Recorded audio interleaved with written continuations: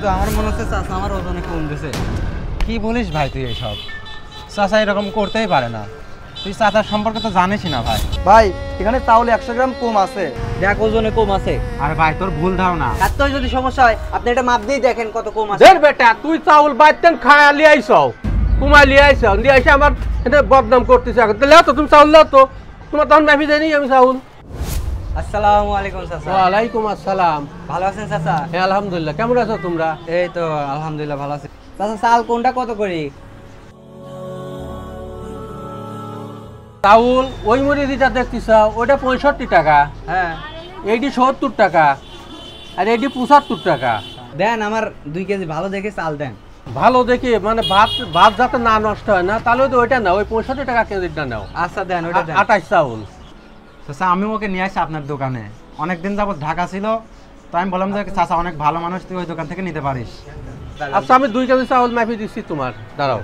আচ্ছা আচ্ছা দেন।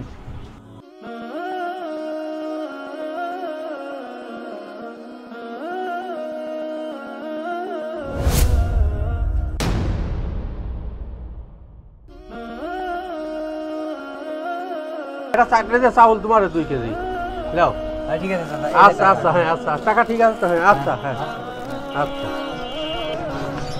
ভালোই লাগলো তার ব্যবহার। হ্যাঁ কাকাটা খুব সুন্দর, এই যে সবকিছুই ভালোই লাগলো।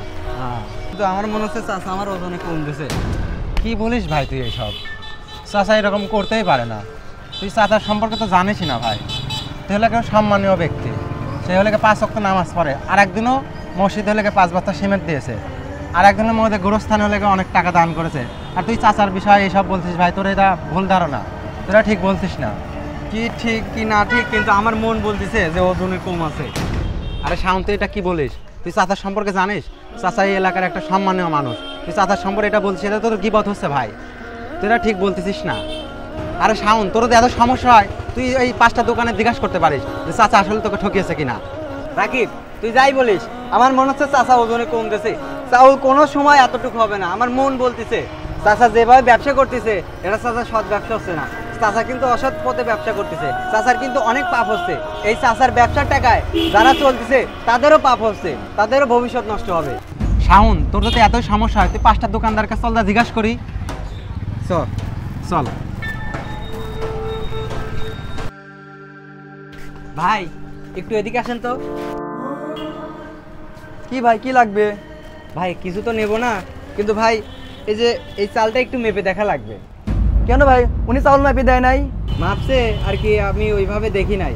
আরে ভাই ওই চাচা চাউলটা মেপেই দিছে, উনি তো অনেক বিশ্বাস্ত লোক, এই জন্য আমরা চাউলটা মাপার প্রয়োজন মনে করি নাই। কিন্তু ও বলতেছে ওর নাকি সন্দেহ আছে যে চাউলের ওজন কম আছে। কোন দোকানে দিন দিতে ভাই?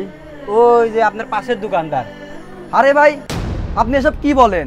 ওনার সম্পর্কে আপনার ধারণা নাই? ভাই বিশ্বাস করেন, আমার মনটা কেমন জানি বলতেছে এটা ওজনে কম আছে। ভাই ওনার সম্পর্কে আপনার মনে হয় ধারণা একটু কম, আপনি আর 5টা লোকের কাছে জিজ্ঞেস করে দেখেন ওই লোকটা কেমন। ভাই সবকিছু বাদ দিয়ে এটা ওজন করে দিলেই তো সমস্যার সমাধান হয়ে যায়। আচ্ছা ভাই দেন তো ওর ওজন, আপনার সন্দেহটা দূর করে দেন, দেন তো। ঠিক আছে।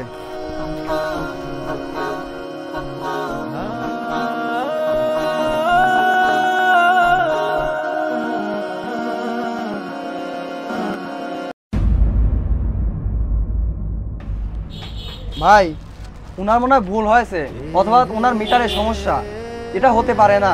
আমার জানা মতে উনি এই ধরনের ব্যবসা করেন না যে ওজনে কম দিবে তিনি। ভাই কি হলো তাইলে? কেন ভাই কি হয়েছে, ওজন কি কম আছে? ভাই এখানে চাউল 100 গ্রাম কম আছে। আমি তোকে বলছিলাম না, আমার মন যেটা বলে সেটাই সত্যি, দেখ ওজনে কম আছে। আরে ভাই তোর ভুল ধারণা, উনি আমাদের ভাই বললো না যে নাকি ওনার মিটার নাকি সমস্যা আছে, হয়তো ওনার মিটারের সমস্যা, এই জন্য তোর 100 গ্রাম চাউল কম আসছে। ভাই চালটা দেন তো। চল আমার সাথে, চল ওই দোকানে চল। চল চল হ্যাঁ। আসসালামু আলাইকুম চাচা। ওয়ালাইকুম আসসালাম। কেমন আছো? আপনি কি চিনতে পারছেন? একটু আগে চাল নিয়ে গেলাম। একটু আগে?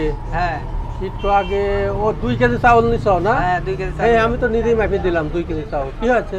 সবই ঠিক আছে চাচা, আপনার দোকানের সাথে মসজিদ, 5 ওয়াক্ত নামাজ পড়েন, কপালে দাগও পড়ে গেছে, তো এরকম ওজনে কম দেওয়া ব্যবসা কবে থেকে শুরু করলেন? খুব সাবধান করে কথা বলো, কার সাথে কিরকম কথা বলতে হয় জানো তোমরা? পুলাপান মানুষ, আমি একজন পুরান দোকানদার, এখানে ব্যবসা করে খাচ্ছি, আমি তোমার কম দিলাম মানে?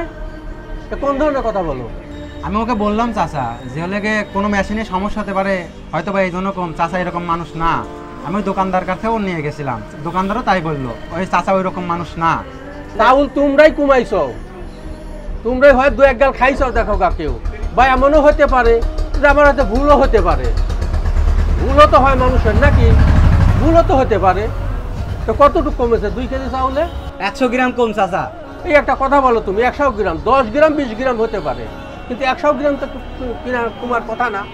এতই যদি সমস্যা হয় আপনি এটা মাপ দিয়ে দেখেন কত কম আছে। দের বেটা তুই চাউল বাইতেন খায়া লিয়ে আইছ, কুমাই লিয়ে আইছ, লিয়ে আইসে আমার এটা বদনাম করতেছে। এখন তো লেও তো তুমি চাউল লেও তো, তোমার তখন মাফি দেয়নি আমি চাউল।